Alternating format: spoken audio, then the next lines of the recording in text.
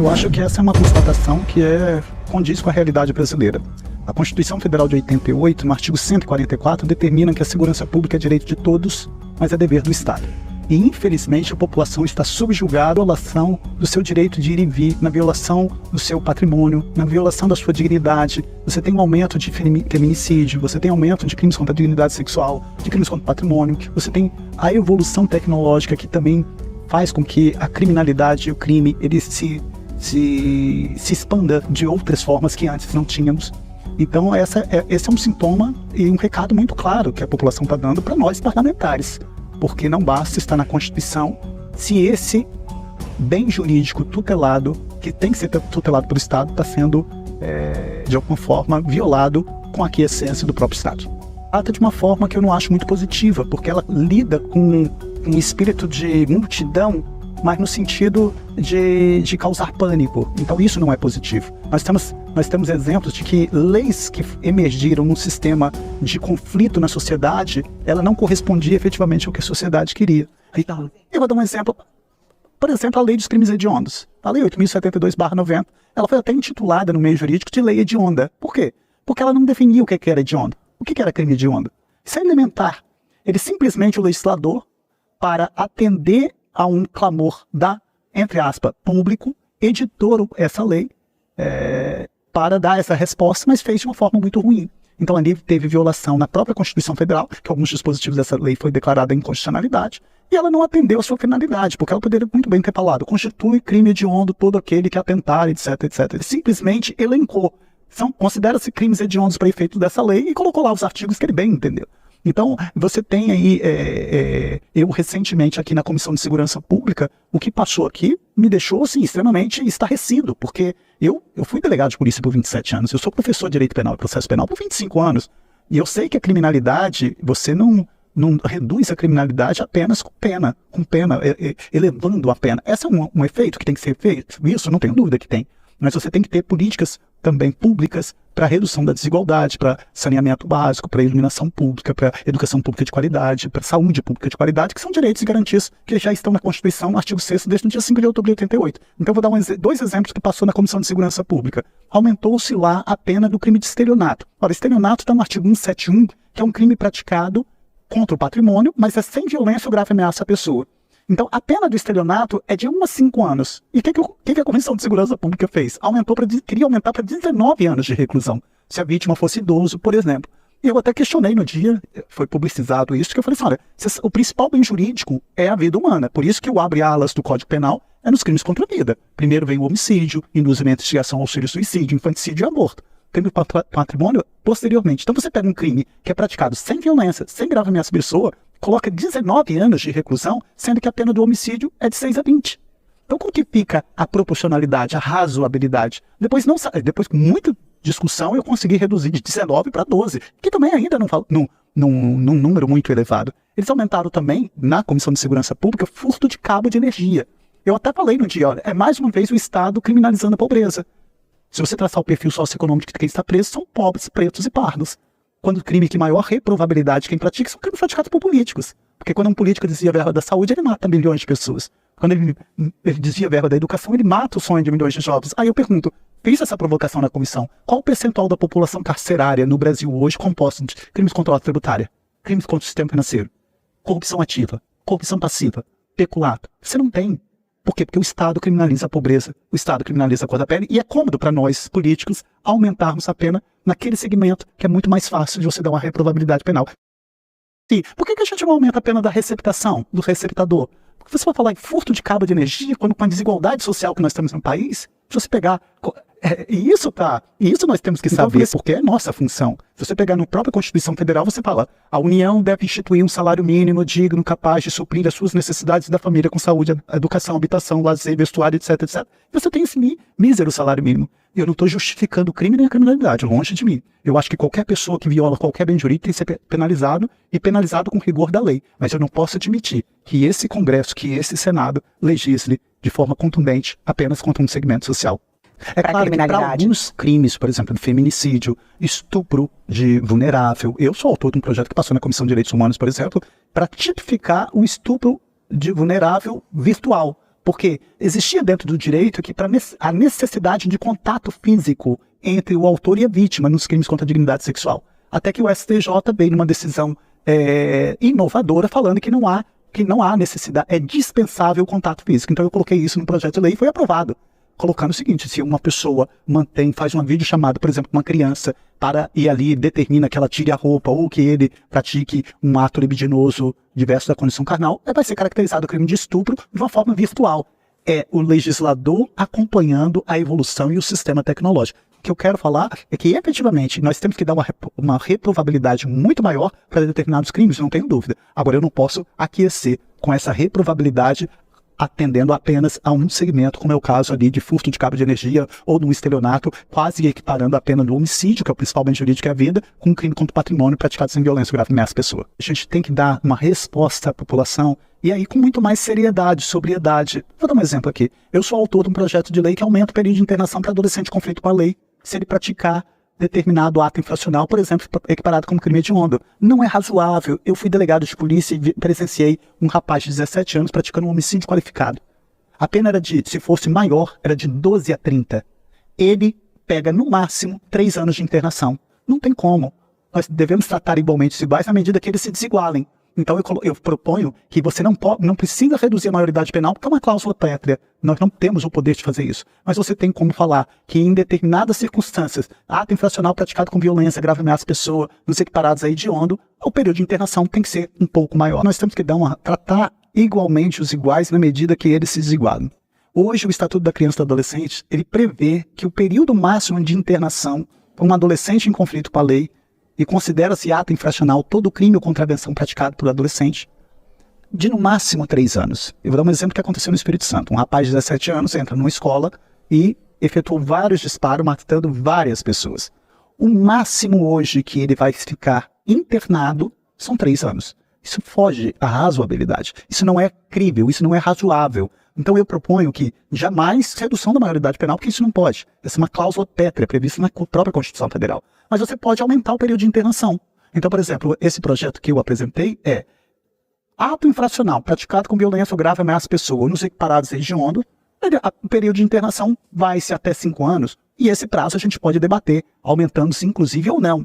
Mas o que nós não podemos é deixar apenas como está hoje na legislação, que é o Estatuto da Criança e do Adolescente, que é até 3 anos. Eu tive um exemplo prático na minha vida profissional como delegado de um homicídio qualificado praticado por um adolescente de 17 anos, que se fosse um maior, pegaria uma pena de 12 a 30 anos, como era um adolescente em conflito com a lei, ele poderia pegar no máximo 3. E nesse caso, a juíza, no procedimento contra ele, deu 1 ano. Então veja, qual é a resposta que você passa? Porque isso vai fazer com que a população se seja vulnerabilizada naquele direito à sua liberdade de ir e vir, ao seu patrimônio, à sua dignidade. Aí ela quer efetivamente uma resposta. E às vezes a resposta que ela quer não seja a mais adequada, como essa elevação, vamos dizer assim, indiscriminada para qualquer crime. Não é isso. Mas nós temos que dar tratamento diferenciado para condutas diferentes. Então é isso que eu acho. Mas isso sem falar no sentimento de impunidade também, que uma situação dessas traz, né? Dúvida. Eu fui delegado de trânsito, ninguém ficava preso por crime de trânsito. O motorista está alcoolizado, ou batendo um racha, ou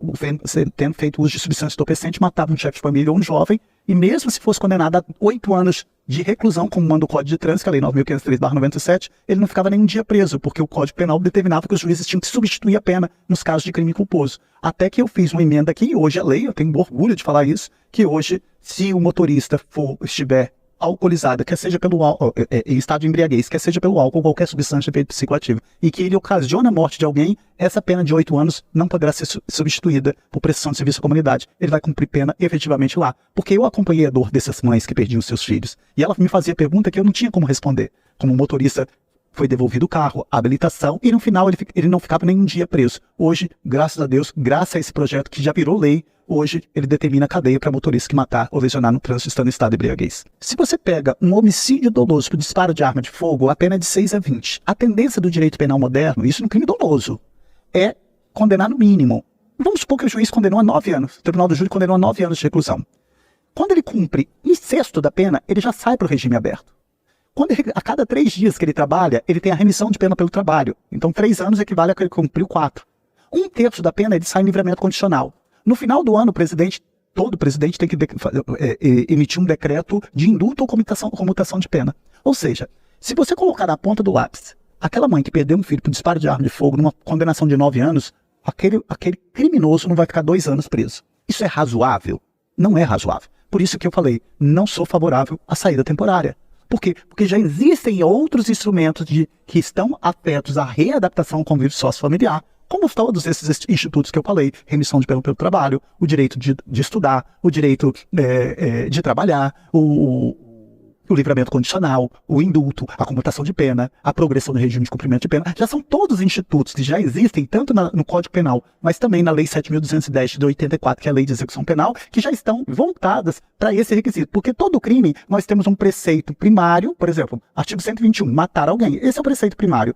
O preceito secundário é correlato à sanção penal, pena, reclusão de 6 a 20 anos. Ali na individualização da pena, ele tem essa dupla função. Qual é a função da pena secundária aqui? É de readaptação ao convívio sócio-familiar e de punitiva pelo mal praticado, de reparação pelo mal praticado. Agora, eu não tenho como falar para uma família de uma vítima de disparo de arma de fogo que o cara que matou o filho dela por esse disparo de arma de fogo não vai ficar 2 anos preso. Como é que? Porque isso não passa a sensação, passa a certeza da impunidade. E aí vai para a população esse espírito de vingança. E aí vem o legislador e adere a esse comportamento e aumenta de forma indiscriminada a pena, como se fosse resolver o problema da criminalidade. Não é assim. Acho que nós podemos exercer esse protagonismo pautando de forma responsável, chamando a academia, chamando o movimento social, chamando todos os atores envolvidos nesse fenômeno social que é o crime e a criminalidade, que a gente possa debater de forma responsável, mas não de forma alheia à realidade. A gente tem que botar o pé no chão e entender qual é a realidade do Estado brasileiro. Eu acho que quando você tem um governo que investe em políticas públicas, e eu falo isso em total isenção, porque eu venho da educação pública. Eu não estou falando isso, Renata, longe de mim, por vitimismo, longe de mim. Mas o meu pai, ele era motorista de ônibus. Meu pai, ele dirigia ônibus na Grande Vitória, ele dirigiu ônibus por 40 anos. Minha mãe era semi-alfabetizada, parece que eu estou vendo ela desenhando o nome, porque ela tinha uma grande mágoa por meu avô não deixar ela estudar. E não podia, porque não tinha situação financeira. Nós somos 6 filhos e eu sou o filho mais novo. Eu sempre estudei em escola pública. Eu sempre utilizei o Sistema Único de Saúde. Então, quando você tem um governo comprometido com políticas públicas, e aí eu falo isso com despido de qualquer interesse. ProUni, Pronatec, ProJovem, Minha Casa Minha Vida, Luz para Todos, SISU, SAMU, Brasil, Cidades Conectadas, Brasil Sorridente. Você tem um leque de opções para dar dignidade à população brasileira e principalmente à população que mais precisa. Quando que um jovem tinha a oportunidade de fazer um curso de medicina se não fosse na universidade pública? Eu dou exemplo no Espírito Santo. No Espírito Santo eu sou egresso da Escola Técnica, que hoje é Instituto Federal. Nós só tínhamos um. Passou a ter 26 com o governo do presidente Lula. Então eu tenho que entender que o crime como fenômeno social, quando você faz um aporte dando dignidade à população, principalmente essa população que está sendo vilipendiada em seus direitos elementares, porque isso não sou eu que estou dizendo, está lá no artigo 6º da Constituição Federal desde o dia 5 de outubro de 88, são direitos sociais, direito à educação, direito à saúde, direito à habitação, direito ao lazer, direito ao vestuário, direito ao trabalho, direito à previdência social. Mas esses direitos estão deitados eternamente em berço esplêndido. Então quando você tem um governo que tem esse olhar mais cuidadoso, com empatia para a redução da desigualdade, é preciso a gente entender que a gente tem que diminuir o abismo existente entre os milhões de pobres e a concentração de riqueza no mundo tão poucos. Então, quando você tem um investimento, e aí eu falo assim, um investimento em todas as áreas, iluminação pública, saneamento básico, educação pública de qualidade, saúde pública de qualidade, estímulo ao primeiro emprego, é claro que esse fenômeno social do crime com criminalidade, a tendência é reduzir. Então eu faço essa reflexão de que hoje essa redução significativa se dá efetivamente quando você implementa políticas públicas para a redução da desigualdade. Mas eu tenho a plena convicção de que quando você tem a possibilidade de ver uma pessoa que nunca teve o básico, como o saneamento básico, ou iluminação pública. Eu nasci no interior do estado do Espírito Santo e nós fomos 6 filhos, imagina. Meu pai, minha mãe, 6 filhos. A minha tia, irmã da minha mãe, morava com a gente. E um outro irmão da minha mãe, que era deficiente físico, cadeirante, corcunda, de 6 em 6 meses passava na minha casa. Nossa residência não tinha energia. Eu lembro que a gente usava lamparina. E eu lembro que quando eu passei na escola técnica, minha mãe chorando, falou assim, meu filho, se for necessário a gente vem na nossa casinha para você estudar. Quando você vem dessa base, e quando você vê um governo que implementa políticas públicas para dar condição para aquele jovem, quantos fabianos estão aí pelos rincões do Brasil? Quantas Renatas que estão por aí que queriam ser jornalistas, médicas, dentistas, psicólogas, que não têm oportunidade. Então, acho que tratar o crime e a criminalidade ou a questão da segurança apenas num viés punitivista, isso eu acho que é muito simples, é uma visão simplista, imediatista. É não querer encarar efetivamente o problema do crime e da criminalidade como um fenômeno social. E todos temos direito na redução desse fenômeno. Todos temos direito na redução desse fenômeno social. Você tem que entender que um dos objetivos primordiais do Estatuto da Criança e do Adolescente é promover o bem-estar da criança e do adolescente. A educação pública é uma determinação constitucional. Então, quando você fala em saúde pública, porque é muito triste você ver, eu estou sentindo isso como senador. Eu nunca exerci um mandato político, nunca. Eu fui delegado e professor. Então, eu fui eleito pela população capixaba, a quem muito me honra, e quero agradecer a população capixaba, como senador. Então, quando você vem para cá e que você fica instigado a implementar medidas que vão nessa direção, para você dar vez e voz a essa determinação que já está no Estatuto da Criança e do Adolescente, promovendo o bem-estar de todos, promovendo o bem-estar da criança e do adolescente, você tem que ter um cuidado de não fazer uma operação legislativa apenas colocando o viés da punição. Não, eu estou falando, olha, eu vou tratar de forma diferente, comportamento diferente. Se você pratica um ato infracional equiparado a crime hediondo ou praticado com violência grave ameaça pessoal, o seu período de internação não vai ser esse de 3 anos. Vai ser até lá. Porque aqui eu tenho a função do caráter retributivo pelo que você fez. Mas, além disso, a minha principal função é de readaptação ao convívio sociofamiliar. Daí a importância de você estimular e implementar essas medidas que o projeto elenca, que você muito bem falou. Então, eu acho que o que falta, às vezes, em nós políticos, é termos essa empatia no sentido de que eu não preciso ficar tendo um comportamento exacerbado apenas no segmento do punitivismo, né? Eu lembro que quando eu era delegado, eu lidava com 2 dores. A dor da família da vítima de um crime, mas a dor da família do autor do crime. Quantas mães que chegavam lá desesperadas porque eu estava autuando em flagrante o filho dela. Mas ali eu estou representando o Estado. E eu tenho que entender que quem praticou um determinado ato, seja ele adolescente em conflito com a lei ou maior, que seja imputável, tem que ter uma reprovabilidade pelo próprio Estado para não passar, não a sensação, mas a certeza da impunidade. Tem aí conselhos tutelares que têm essa vocação para entender, porque não é fácil você alterar uma legislação numa área tão sensível, né? Você alterar e falar assim, nossa, nós temos que aumentar o período de internação, porque é uma discussão que causa um desconforto. Mas eu tenho que entender que essa é a função do Estado, porque se o Estado avocou para si a persecutio crimes para evitar a justiça privada, a lei de talião, olho por olho, dente por dente, eu tenho que dar, enquanto Estado, seja através do Executivo ou do Legislativo, tenho que dar essa resposta de uma forma muito mais contundente, mas não deixando de ter a empatia e um caráter humanizador. Eu acho que esse é o grande desafio de um político, é ele saber mensurar, né? Eu sempre costumo brincar com a minha equipe que o ótimo é inimigo do bom. Às vezes eu idealizo um projeto de lei que ele é fenomenal, mas daquele jeito eu não vou conseguir passar. Daí a possibilidade da arte da boa política de você convergir com os divergentes. E aí ponderando, olha, isso vai aqui, vai ali. Dou o exemplo que eu fui um autor com muito me orgulho do piso da enfermagem. Eu previa lá 10 salários mínimos vinculados a 30 horas. Mas eu sabia que daquela forma não ia aprovar. Então a gente vai negociando, tirou as horas, mas aí vai colocando até chegar num valor adequado, né? Engraçado que eu fico assim, me toca muito esse projeto que eu fui autor dessa lei do piso da enfermagem, porque precisou vir uma pandemia para matar 700 mil pessoas no Brasil para a gente ver o valor desses profissionais. E isso me fez lembrar o que um filósofo chamado Victor Hugo fala, tem uma frase maravilhosa, que ele falava assim, não há nada mais poderoso do que uma ideia quando o seu tempo chega. Às vezes você tem ideia muito boa, mas não é o tempo daquela ideia. No piso da enfermagem, precisou vir a pandemia para vir a ideia no momento exato, no momento adequado. E aí foi aprovado a lei federal, alteramos a Constituição Federal, determinou a fonte de custeio e hoje é lei o piso da enfermagem.